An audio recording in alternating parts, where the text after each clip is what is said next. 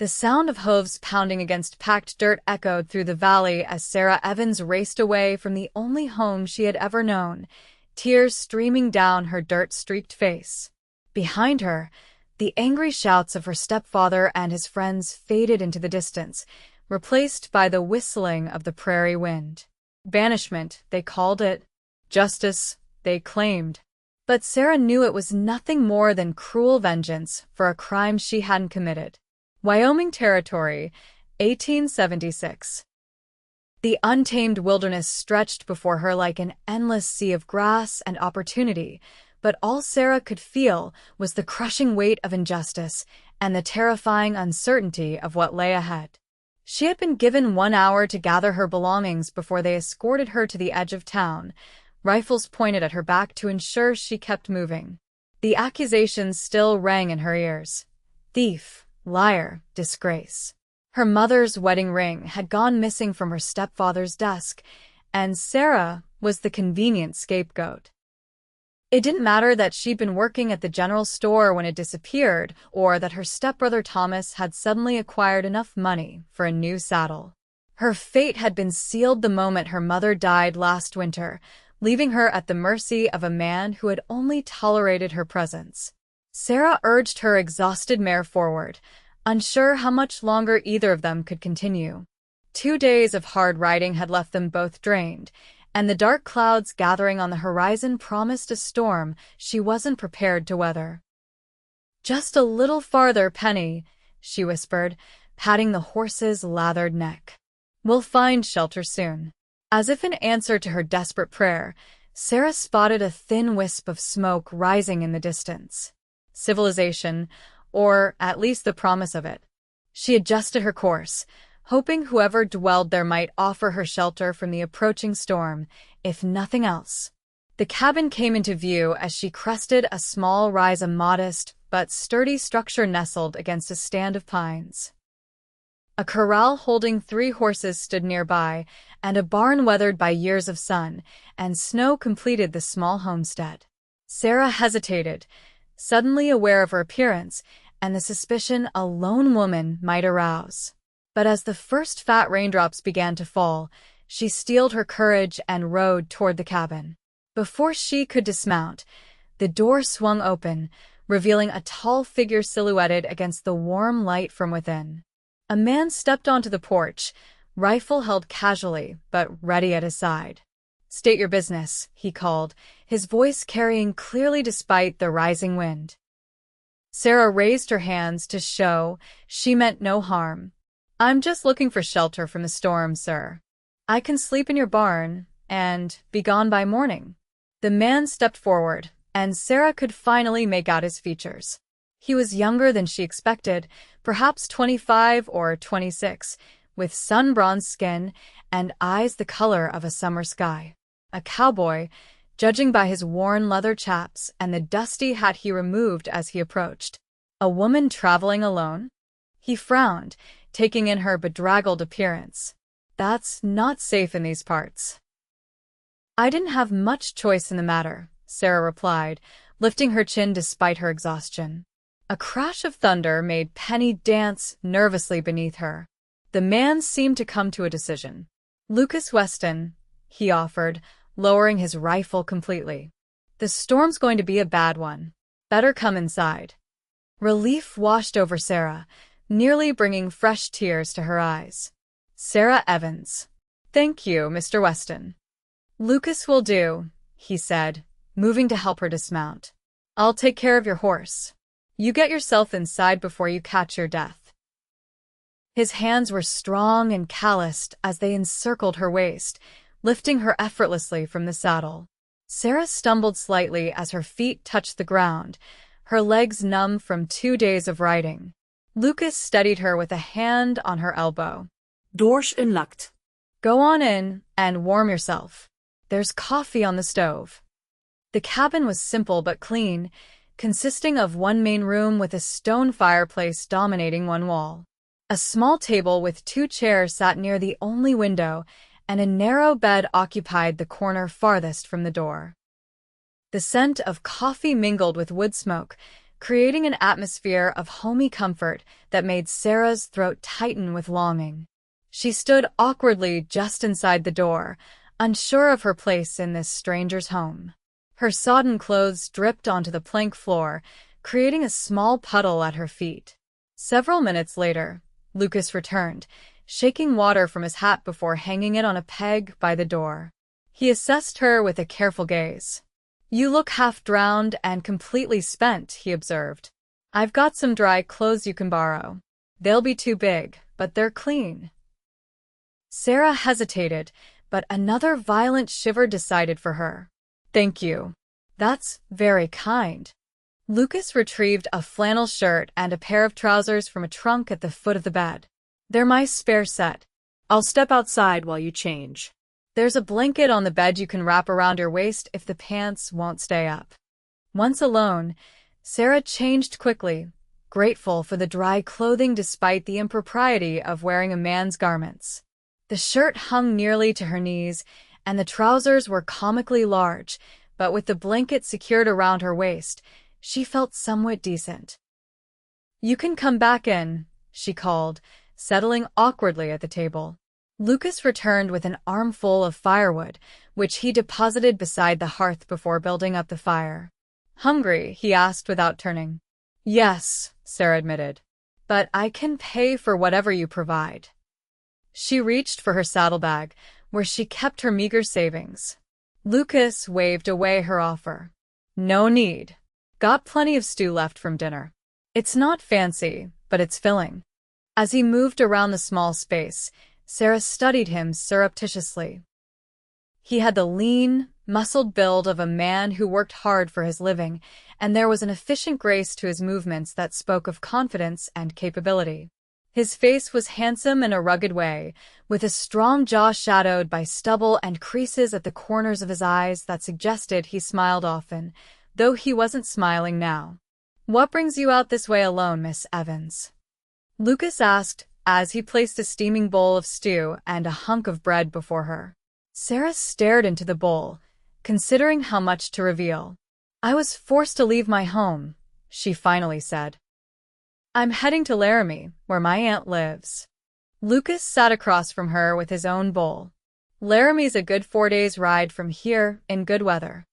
"I know," Sarah said, taking a spoonful of stew to avoid elaborating. Lucas didn't press, focusing on his meal instead. The silence stretched between them, broken only by the howling wind and the steady drumming of rain on the roof. "Where are you from?" Lucas eventually asked. "Pine Creek," Sarah replied, naming the small settlement where she'd grown up. Lucas nodded. "Know it. Passed through a few times. Small place." "Small minds, too," Sarah muttered before she could stop herself. That earned her a raised eyebrow, but again, Lucas didn't press. "You're welcome to wait out the storm here. Could be a day or two before it's safe to travel." Gratitude and wariness warred within Sarah. "That's very generous, but I wouldn't want to impose." "No imposition," Lucas said simply. "I've got the space, and it would be poor Christian charity to send you back out in this weather." Sarah wanted to protest further, to assert her independence and refuse his charity, but exhaustion weighed her down like a physical burden. The prospect of a safe place to rest, even temporarily, was too tempting to refuse. "Thank you," she said quietly. "I promise I won't be a burden." Lucas's expression softened slightly. "Never said you would be." That night, despite Sarah's protests, Lucas insisted she take the bed while he made himself a pallet near the fire. As she lay beneath the warm quilt, listening to the storm rage outside and the occasional creak of floorboards as Lucas shifted in his sleep, Sarah felt the first tentative unfurling of hope in her chest. She wasn't safe yet, not truly, but for tonight at least, she wasn't alone. Morning brought clear skies and the realization that Penny had gone lame during their hard ride. The mare's left foreleg was swollen, and she flinched when Lucas examined it. "She'll need at least a week of rest," he told Sarah as they stood in the corral. "Maybe more." Sarah pressed her palms against her eyes, fighting back tears of frustration. I can't stay here that long. I need to reach my aunt before.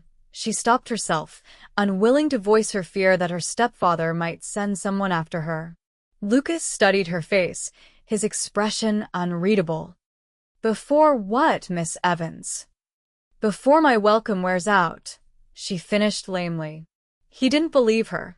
She could see it in his eyes. But he nodded all the same. Well, there's no help for it. Horse needs rest, and you need somewhere safe to stay until she's fit to travel.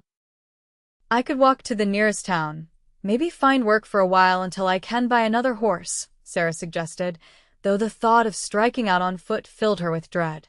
Lucas snorted. Nearest town's Sweetwater, 30 miles east. That's a long walk and no guarantee you'd find honest work once you got there. He adjusted his hat, squinting against the morning sun. Look, I've got plenty that needs doing around here. You help with the chores, and you can stay until your mare's healed up. Sarah blinked in surprise. You'd let me stay? You don't even know me. I know enough, Lucas replied. You're in trouble and you need help. My mother raised me better than to turn away someone in need. His tone brooked no argument. Besides, having an extra pair of hands around will let me focus on mending that section of fence the cattle keep breaking through. It was a practical arrangement, one that allowed Sarah to maintain her dignity while accepting the help she desperately needed. All right, she agreed. But I insist on earning my keep. I can cook, clean, mend whatever needs doing. Good, Lucas said with a nod. Because my cooking's terrible and the cabin could use a woman's touch. A faint smile played at the corners of his mouth. Though I should warn you, I've been managing on my own for 3 years now, so the state of things might shock you. For the first time in days, Sarah felt a genuine smile tug at her lips. I doubt you could shock me, Mr. Weston. Lucas, he reminded her. Lucas, she echoed, the name feeling strangely intimate on her tongue. The days fell into a rhythm. Sarah took over the domestic duties, transforming the Spartan cabin into something resembling a home. She discovered Lucas hadn't exaggerated about his cooking. The man could barely manage biscuits without burning them to cinders. In turn, he seemed genuinely appreciative of her efforts, complimenting her stews and sourdough bread with such enthusiasm that she couldn't help but feel a spark of pride. For his part, Lucas worked from sunrise to sunset, mending fences, tending to his small herd of cattle, and making improvements to the barn. Sarah often watched him from the cabin window, admiring the efficient way he moved and the obvious care he took with his animals. A week passed, then 2. Penny's leg improved steadily, but Sarah found herself in no hurry to leave. Lucas was unlike any man she'd ever known, quiet but not cold, strong but never intimidating. He treated her with a respect she hadn't experienced since her father died 5 years ago. They talked during meals and in the evenings as they sat before the fire. Lucas told her about his journey west from Pennsylvania after the war, about building his cabin with his own hands, and the dream of expanding his small cattle operation into something that might sustain a family someday. Sarah shared stories of her mother, of learning to make lace and bake bread at her side, carefully avoiding any mention of her stepfather or the circumstances of her banishment. It was during one such evening, as Sarah mended a tear in one of Lucas's shirts, that he asked the question she'd been dreading. What really happened in Pine Creek, Sarah? She kept her eyes fixed on her stitching, the needle moving in and out of the fabric with practiced precision. What makes you think something happened? Lucas leaned forward in his chair, elbows resting on his knees. You flinch whenever you hear hoofbeats approaching. You watch the trail from the window every morning like you're expecting trouble. And you've been here nearly 3 weeks, yet you haven't once suggested writing to your aunt to let her know where you are. Sarah's hand stilled. You're very observant. Comes with living alone, Lucas replied. You notice things more when there's no one talking to distract you.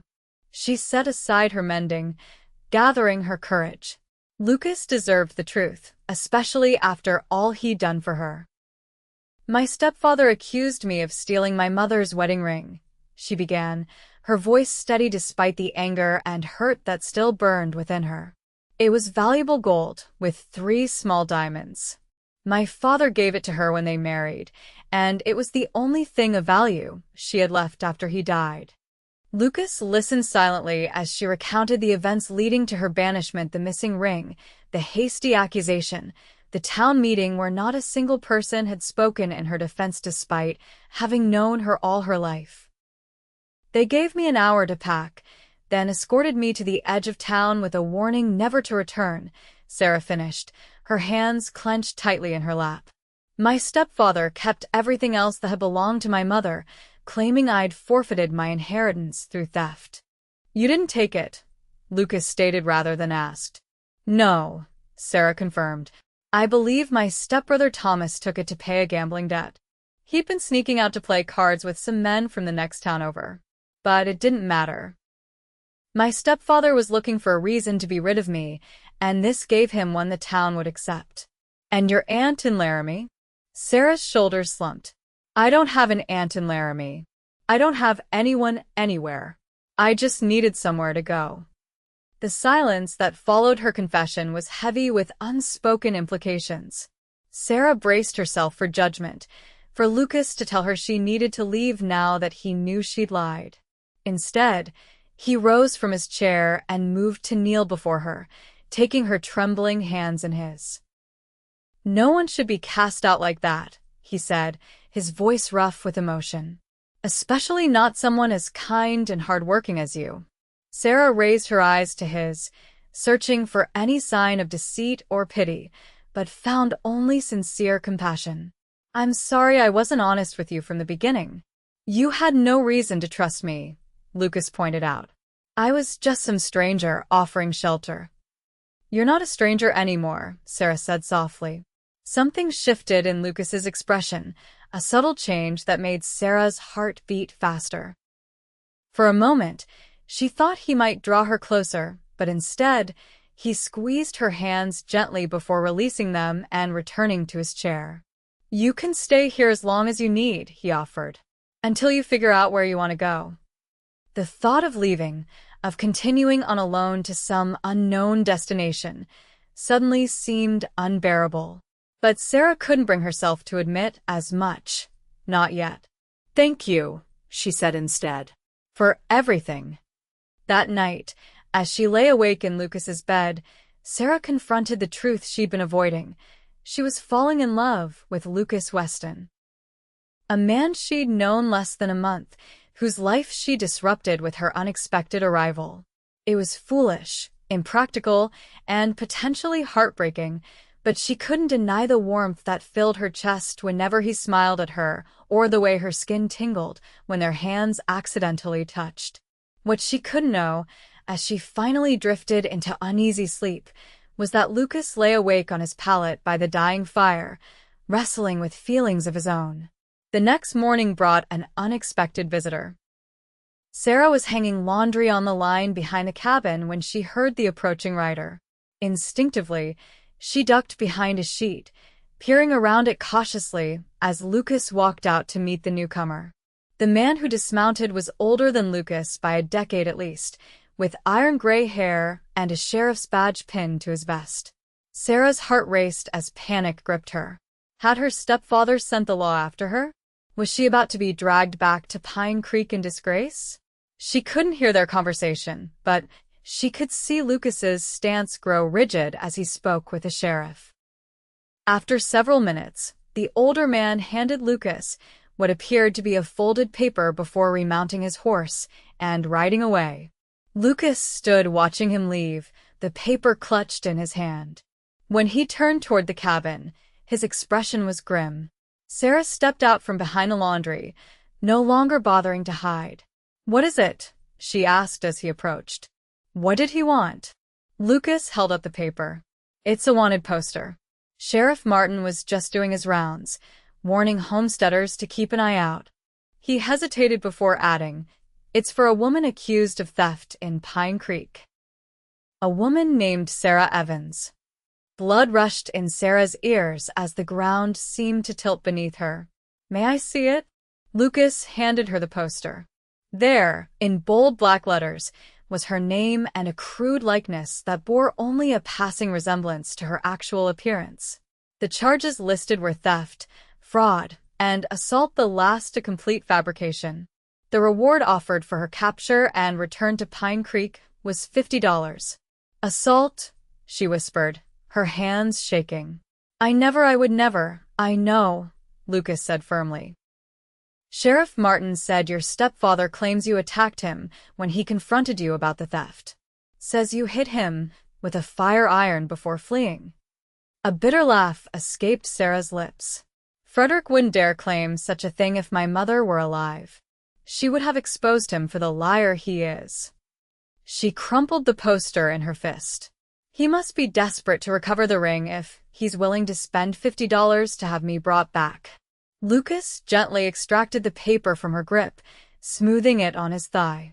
Did the sheriff recognize you? I don't think so, Sarah said, trying to recall the man's appearance. He never looked this way. Good, Lucas nodded. Because I didn't tell him you were here.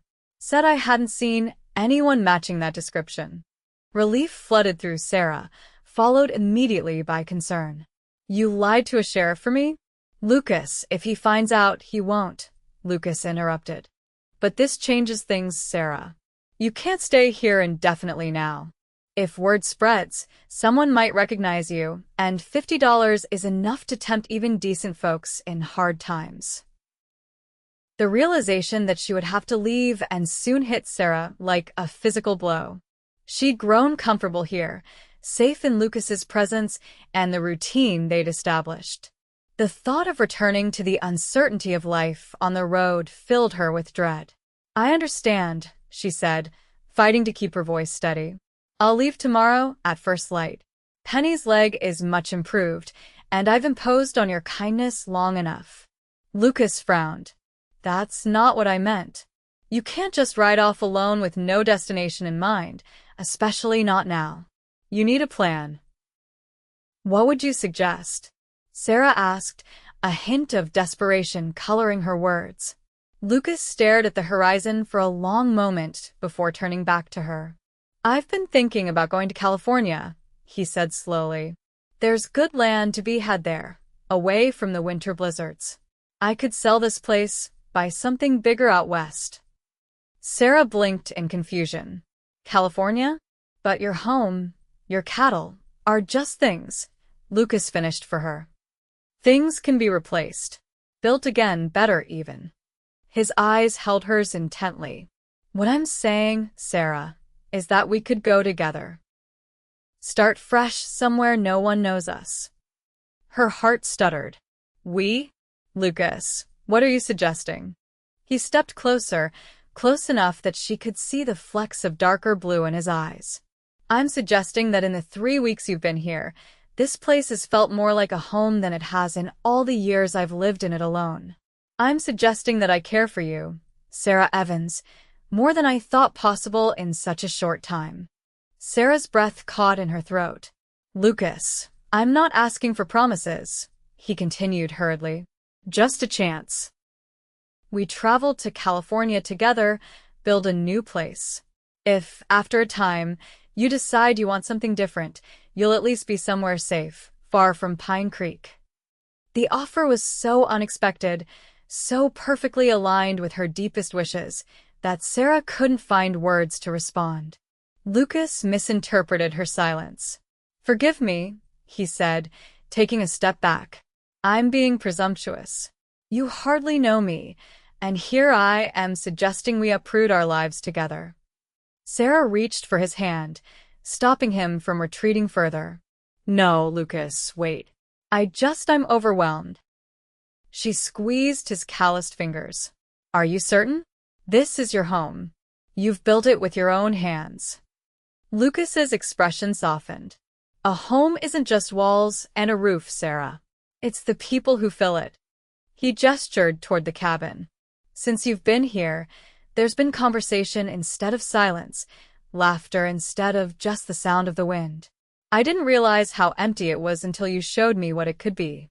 Tears welled in Sarah's eyes. I've felt the same way, she admitted. Being here, with you, it's the first time I've felt safe, truly safe, since my mother died. Lucas's free hand rose to gently brush a tear from her cheek. Then say yes. Come with me to California. Yes, Sarah whispered, her heart too full for more elaborate speech. Yes, I'll go with you. The smile that bloomed on Lucas's face was like the sun breaking through clouds. Slowly, giving her every opportunity to pull away, he leaned down and pressed his lips to hers in a kiss, so tender it made her heart ache. When they parted, Lucas rested his forehead against hers. We'll leave within the week, he said, before the sheriff has reason to come back this way. The next few days passed in a flurry of preparation. Lucas arranged to sell his cattle to a neighboring rancher for a fair price, keeping only 2 milk cows and 4 horses for the journey. The cabin and land he sold to a young couple eager to start their own homestead, though the transaction wouldn't be final until after they departed. Sarah packed their provisions, carefully rationing supplies and setting aside what they would need for the long journey ahead. Each night, they bent over maps by lamplight, plotting their course west and discussing what they hoped to find in California. We'll need to be careful crossing through towns, Lucas cautioned as they studied the route. At least until we're well beyond Wyoming Territory. Sarah nodded, a familiar anxiety tightening her chest. Do you think we'll ever truly be safe? What if the accusations follow us? Lucas's hand covered hers on the table. Pine Creek is a small town in the middle of nowhere. The farther we get, the less anyone will care about a missing ring or false accusations. His thumb traced gentle circles on her skin. Besides, once we're settled, I thought perhaps we might make things official. Sarah looked up sharply. Official? A flush crept up Lucas's neck. Well, yes. If you were amenable, that is.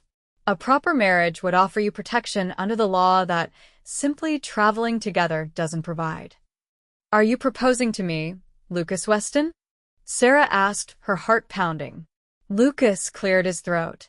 Not very well, it seems.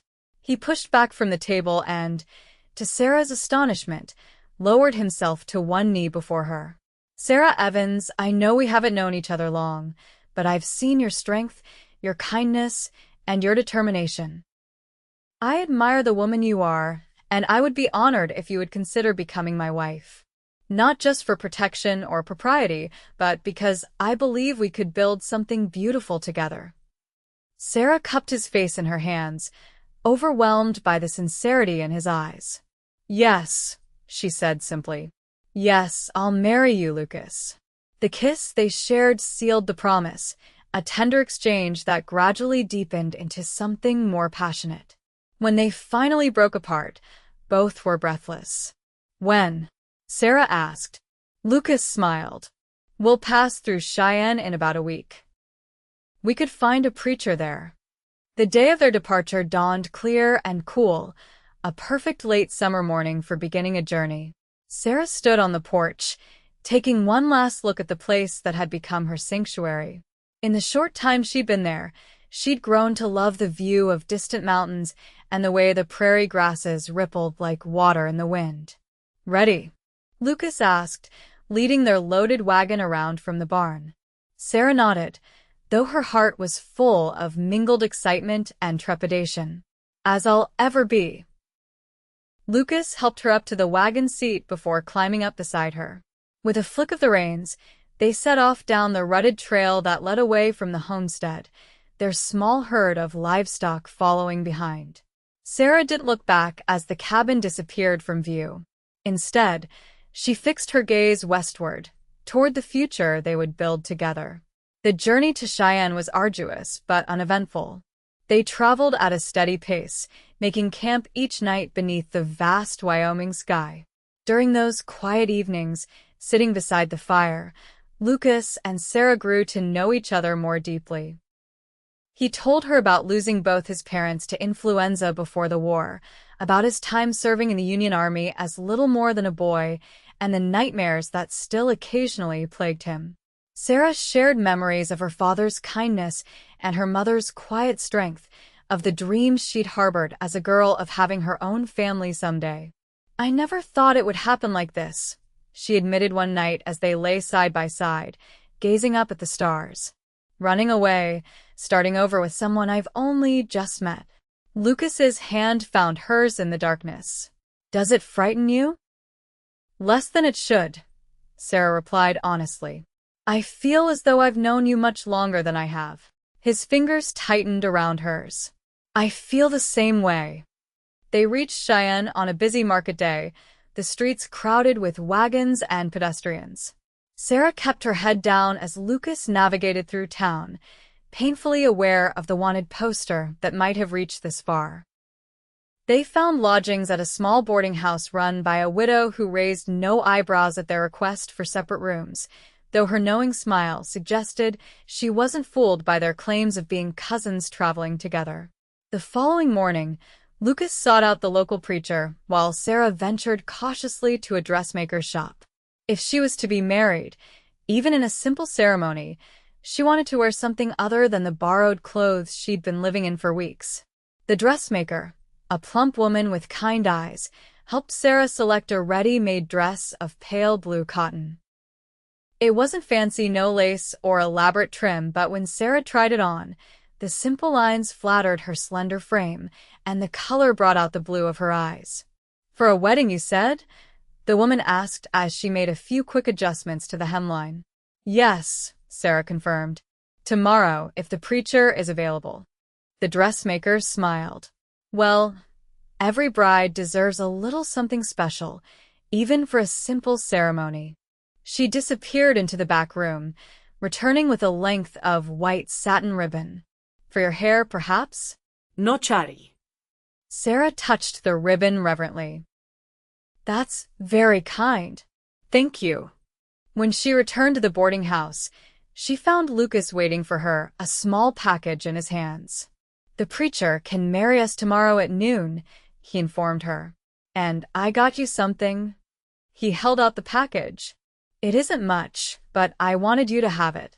Sarah unwrapped the brown paper to reveal a simple gold band. "Lucas," she breathed. "It's beautiful."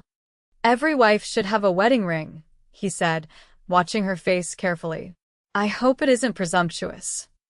Sarah stood on tiptoe to kiss him softly. "Not at all. It's perfect." The next day, beneath the simple wooden cross in Cheyenne's small church, Sarah Evans became Sarah Weston. The ceremony was brief, witnessed only by the preacher's wife and the boarding house landlady, but as Lucas slipped the gold band onto Sarah's finger, she felt a sense of rightness that transcended the circumstances of their hasty union. "I now pronounce you husband and wife," the preacher declared.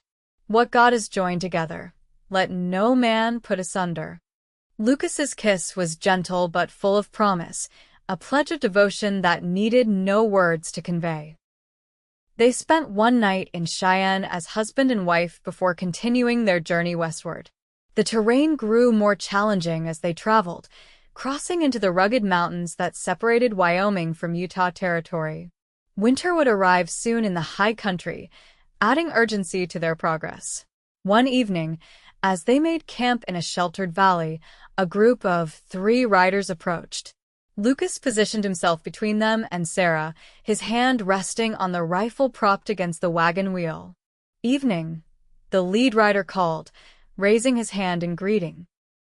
"Mind if we share fire? Been a long day on the trail." Lucas assessed the men carefully before nodding. "You're welcome to the fire, but we don't have much food to spare." "Got our own supplies," the man assured him as they dismounted. "Name's Miller. These are my brothers, John and Thomas." Sarah stiffened at the name Thomas, irrationally fearful that it might somehow be her stepbrother. But as the men moved into the firelight, she saw they were strangers, rough-looking but seemingly harmless.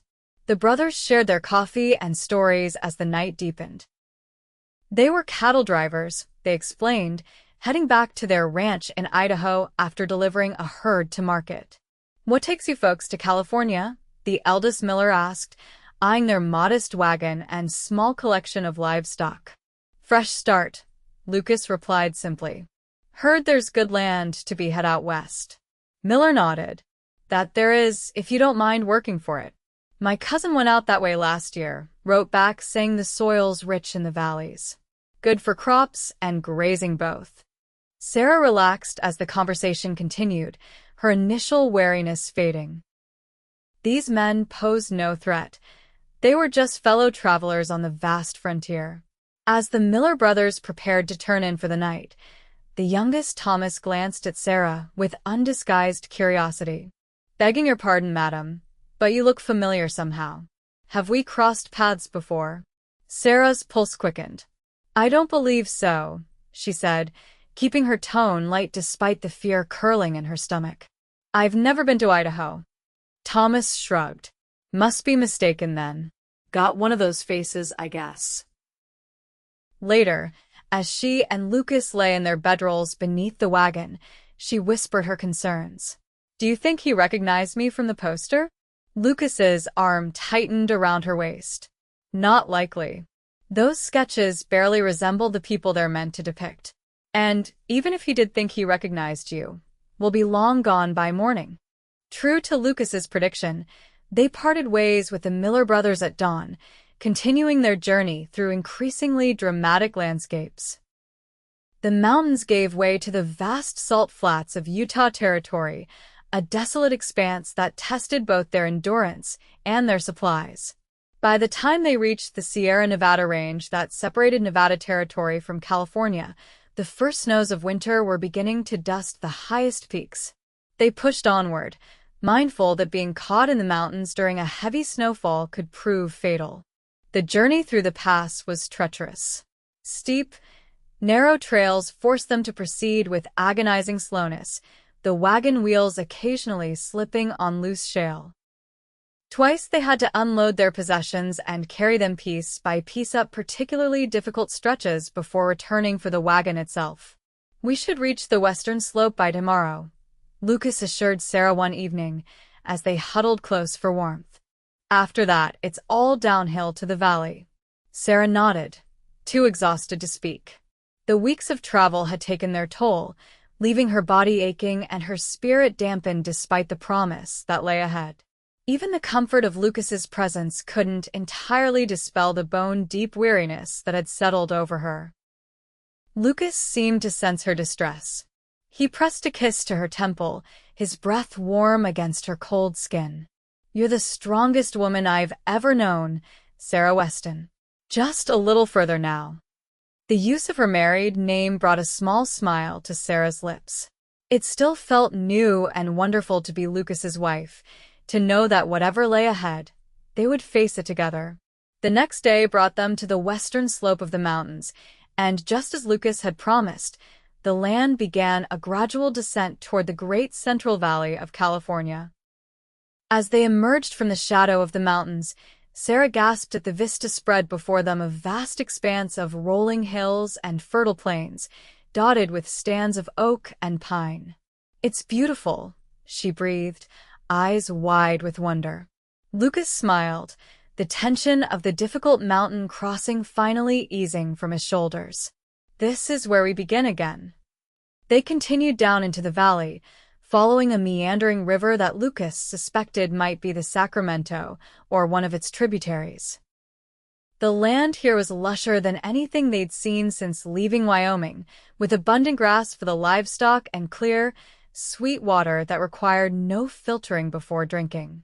3 days after descending from the mountains, they came across a promising parcel of land, a gentle slope leading down to the river, with rich soil and a natural clearing large enough for a cabin and outbuildings. A stand of mature oak trees provided shelter from the wind and potential building material. What do you think? Lucas asked as they surveyed the spot. Could you see us making a home here? Sarah walked slowly around the clearing, imagining a cabin where now there was only grass, a garden where wildflowers currently grew. Yes, she said finally. I think this could be home. The nearest town they discovered was a small settlement called River Bend, approximately 5 miles downstream. It consisted of little more than a general store, a saloon, a blacksmith shop, and a handful of houses, but the presence of a sawmill on the outskirts promised access to lumber for building. They spent their first night in their new location sleeping beneath the stars, a sense of anticipation making sleep elusive despite their physical exhaustion. "First thing tomorrow, I'll stake our claim and begin clearing land for the cabin," Lucas said as they lay side by side. "We'll need shelter before the winter rains come." "How long do you think it will take to build?" Sarah asked. Lucas considered. "A month, maybe less if I can hire help from town. It won't be anything fancy at first, just a single room with a hearth. But we can expand it over time, add more rooms as we need them." As we need them. The implication that they might someday need more space for a growing family sent a warm flush through Sarah's body. The following weeks were a blur of activity. Lucas traveled to River Bend to file their claim and arrange for lumber from the sawmill, while Sarah set up a more permanent camp at their homestead site. They positioned the wagon to provide some shelter and constructed a lean-to for additional protection from the elements. Lucas worked from dawn until dusk, clearing the building site and beginning construction of what would become their new home. Sarah helped where she could, holding boards steady while Lucas nailed them in place, mixing mud for chinking between logs, and keeping them both fed with meals cooked over an open fire. Word of the new settlers spread quickly in the small community. Before long, curious neighbors began to appear, offering assistance and welcome. The blacksmith brought his son to help with the heavier work, refusing payment beyond a hot meal. The storekeeper's wife arrived with a basket of preserves and fresh bread. A family from a neighboring homestead brought seedlings for a garden, explaining which crops thrived best in the local soil. Sarah approached these interactions with caution at first, wary of questions about their past.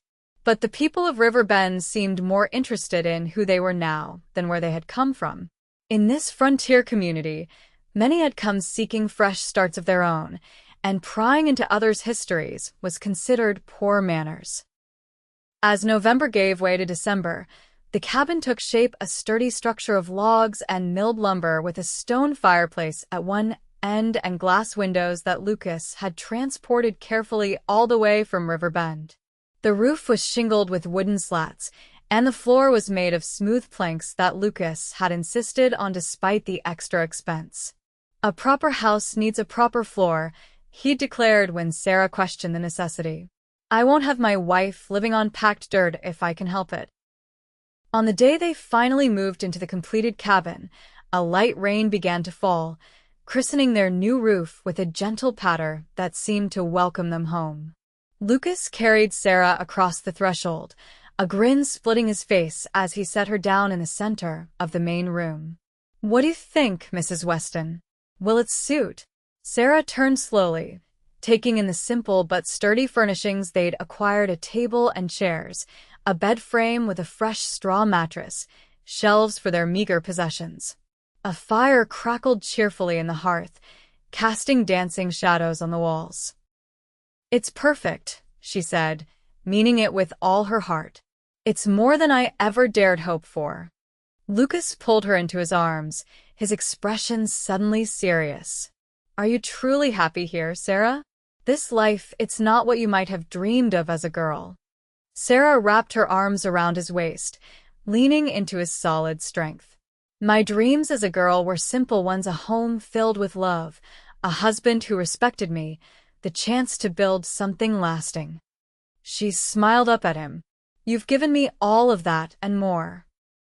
That night, as they lay together in their new bed, listening to the rain on the roof and the crackling of the fire, Sarah felt a sense of peace she hadn't known since childhood.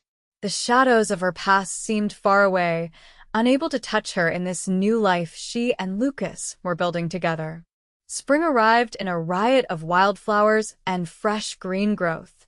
The garden Sarah had planted began to flourish, providing vegetables for their table and enough extra to preserve for the coming winter.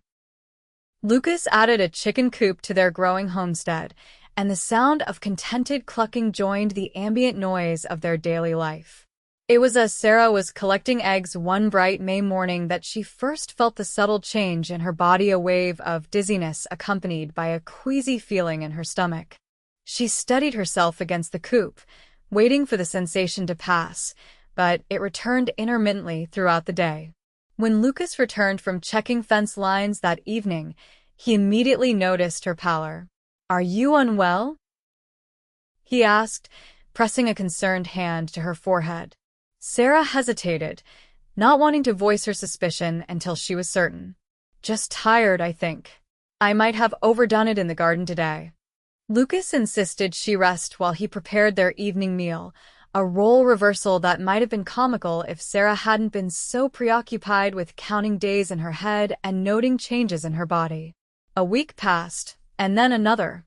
The morning sickness for Sarah was now certain that's what it was continued, though it usually abated by midday.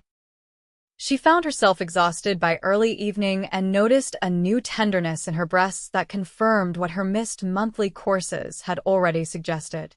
She waited until a particularly beautiful evening, when they sat together on the small porch Lucas had added to the cabin, watching the sun set over their land. His arm was draped casually across her shoulders, his presence a comfort she had come to rely on. "Lucas," she began, her heart fluttering with nervous excitement. "I have something to tell you." He turned to face her, his expression open and curious. "What is it?" Sarah took a deep breath, then placed his hand gently on her still flat stomach. "We're going to have a baby." Lucas's eyes widened, a range of emotions flickering across his face in rapid succession: surprise, wonder, joy. "A baby," he repeated, as if testing the word. "You're certain?" Sarah nodded. "As certain as I can be. It should arrive in late autumn, before the first snow." A smile of pure happiness transformed Lucas's face. He pulled Sarah into a gentle embrace, his hands cradling her as if she had suddenly become fragile and infinitely precious. "A family," he whispered against her hair. "Our family." The coming months saw further improvements to their homestead. Lucas, spurred by the knowledge of the child that would soon join them, worked tirelessly to expand the cabin, adding a small second room that would serve as a nursery. He built a rocking chair for Sarah, carefully shaping and sanding each piece before assembly. Sarah sewed constantly tiny gowns and blankets, diapers and caps, all in preparation for the new arrival. The women from River Bend, delighted by the news, brought gifts of baby clothes and practical advice for the first-time mother. As Sarah's body changed with the advancing pregnancy, Lucas's protectiveness increased. He insisted on taking over the more strenuous chores, hired a local boy to help with the livestock, and watched Sarah like a hawk for any sign of discomfort or distress. "You'll smother me with all this attention," Sarah teased one evening as he fussed over whether her chair was comfortable enough. Lucas had the grace to look sheepish. "I just want everything to be perfect for you and the baby." Sarah took his hand, placing it on her rounded belly where their child kicked vigorously. "Feel that? That's our son or daughter telling you they're strong and healthy. We're both fine, Lucas." He smiled at the movement beneath his palm. "Strong like their mother." As summer faded into autumn and Sarah's time drew near, Lucas arranged for the midwife from River Bend to stay with them. Mrs. Peterson was a formidable woman in her 50s who had helped bring most of the children in the area into the world. "First babies often take their time," she warned Sarah during one of her visits. "Don't be discouraged if your labor is long." Sarah nodded, trying to hide her growing apprehension. Though she'd never admit it to Lucas, the prospect of childbirth frightened her. Her own mother had nearly died bringing Sarah's younger brother into the world, a brother who had lived only 2 days before joining the Angels, as her mother had gently explained to a confused 4-year-old Sarah. The first pains began on a crisp October morning as Sarah was hanging laundry on the line. She paused, one of Lucas's shirts clutched in her hands, as a cramping sensation tightened across her lower back and abdomen. When it passed, she continued with her task, noting the time but not yet ready to alert Lucas, who was repairing a broken wheel on their wagon nearby. By midday, the pains were coming regularly enough that Sarah could no longer pretend nothing was happening. She found Lucas in the barn, measuring lumber for a project. "Lucas," she said, her voice steady despite the anxiety coursing through her.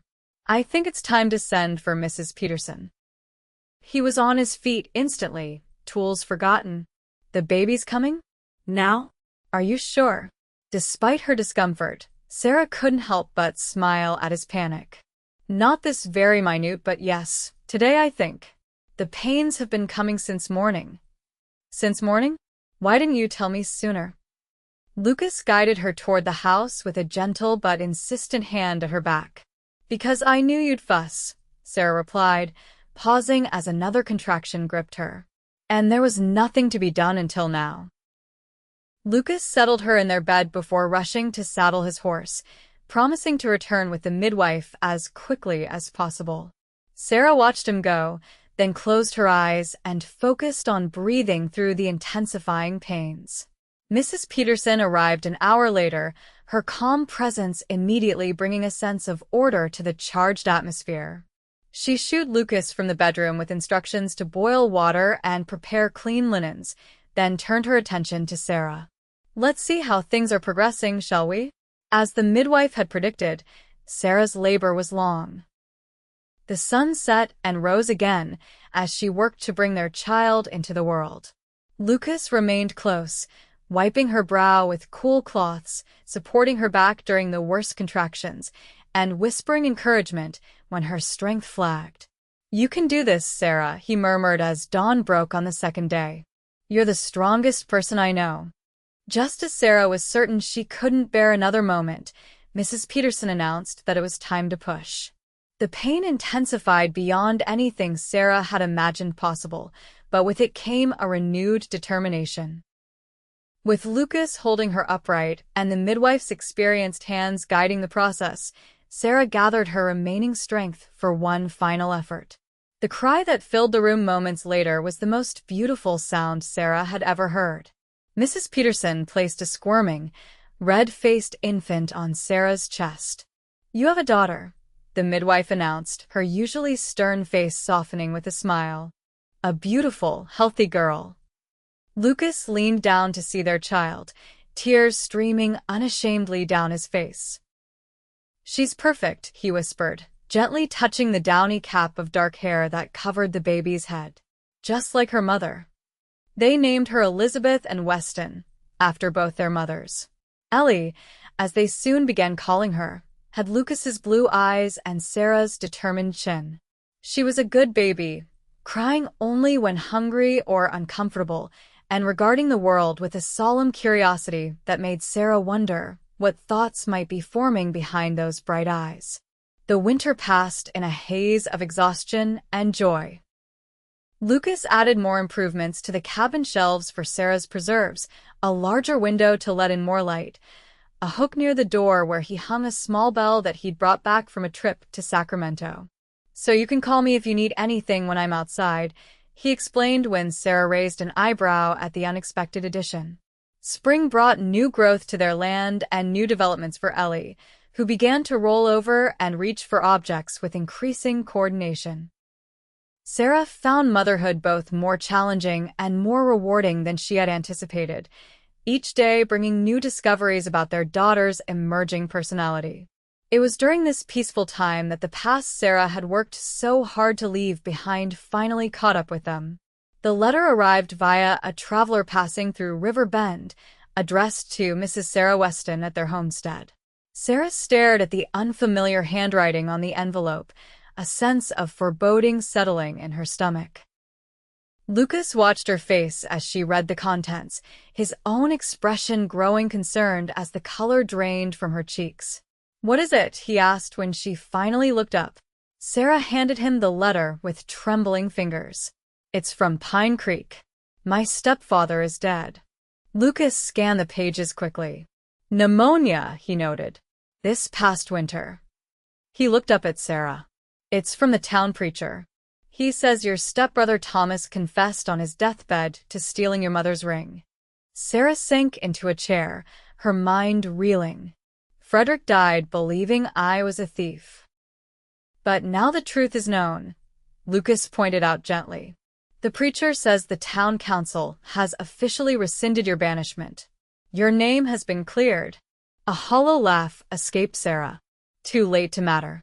Lucas knelt before her chair, taking her hands in his. It matters, Sarah. Your reputation in Pine Creek might not mean anything to our lives here, but knowing the truth is out that has to bring some peace. Sarah considered his words. Did it matter that people in a town hundreds of miles away now knew she had been innocent all along? That the injustice had finally been acknowledged? Her gaze drifted to Ellie, playing contentedly on a blanket spread before the hearth. The child gurgled happily, waving a wooden rattle Lucas had carved for her. You're right, Sarah said slowly. It does bring peace, in its way. Not because I care what they think of me now, but because the truth matters. She squeezed Lucas's hands. And because it means we truly are free to make this our permanent home without looking over our shoulders. The letter contained one more surprise news that as Frederick Evans had no surviving direct heirs, his property in Pine Creek, including the house Sarah had grown up in, now legally belonged to her. You could sell it, Lucas suggested. The money would help expand our herd. Sarah nodded, already composing a reply in her mind. The house held few happy memories for her now, tainted as they were by the years under her stepfather's roof. Better to let it go and use the proceeds to strengthen the new life she and Lucas had built. That evening, as they sat on their porch watching the sunset, Ellie sleeping peacefully in Sarah's arms, Lucas wrapped an arm around his wife's shoulders. Are you all right? He asked. It must be strange, having your past resurface like this. Sarah leaned into his embrace, taking comfort in his solid presence. It feels like closing a chapter, she admitted. One I never expected to have a proper ending. Lucas pressed a kiss to her temple. Sometimes life gives us second chances we never thought to ask for. Sarah smiled, thinking of the twisted path that had led her to this moment, the pain of banishment that had ultimately brought her to Lucas, to this land, to their daughter. Second chances, she agreed. And new beginnings. As if in response to her words, Ellie stirred against her chest, blinking sleepily up at her parents.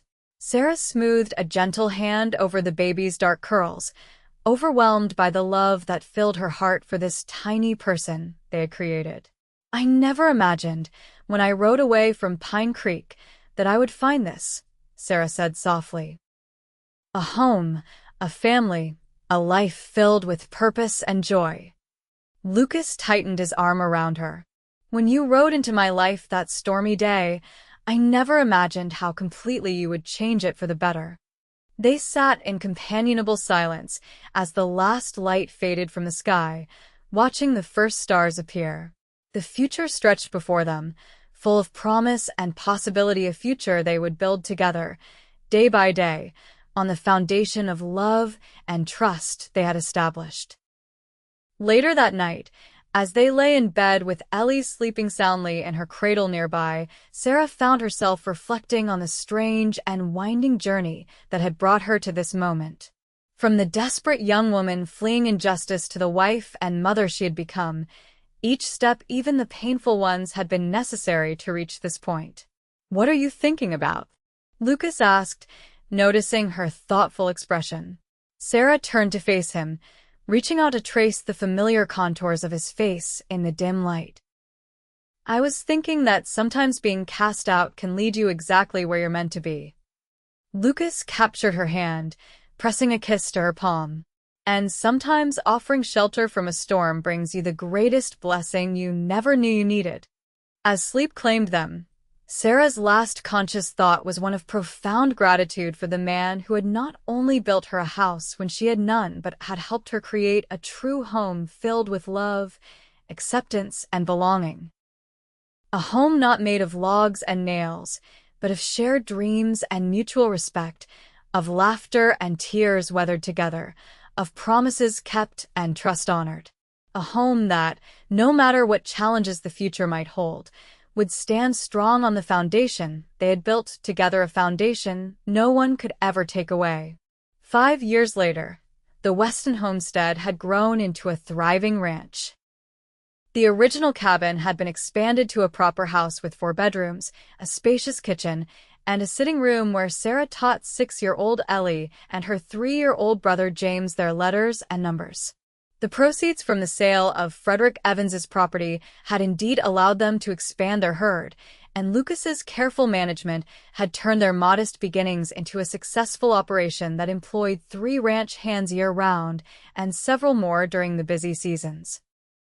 River Bend had grown as well, now boasting a schoolhouse, a doctor's office, and even a small hotel for travelers passing through. Sarah had become an integral part of the community, serving on the committee that had established the school and organizing a lending library from books donated by residents. On a warm summer evening, as Lucas and Sarah sat on their porch watching Ellie and James chase fireflies in the gathering dusk, a rider appeared on the road leading to their ranch. Lucas straightened, his hand instinctively moving toward the rifle that was never far from reach, even in these peaceful times. "Are we expecting anyone?" Sarah asked, also rising to her feet. Lucas shook his head, his posture relaxing slightly as the rider came into clearer view. "It's just Ben," he said, recognizing one of their ranch hands who had ridden into town that morning for supplies. Ben dismounted as he reached the house, his expression excited. "Mr. Weston, Mrs. Weston," he greeted them. "Thought you'd want to know right away. Railroad surveyors are in town. They're saying the new line might come right through River Bend." Lucas and Sarah exchanged glances, both immediately recognizing the significance of this news. A railroad connection would mean easier access to markets for their cattle, faster mail service, and an influx of new settlers that would help the community grow. "That's wonderful news," Sarah said. "Thank you for riding back to tell us, Ben." After the ranch hand had gone to the bunkhouse for his supper, Lucas wrapped an arm around Sarah's waist as they watched their children play in the last light of day. "A railroad," he mused. "Things will change around here."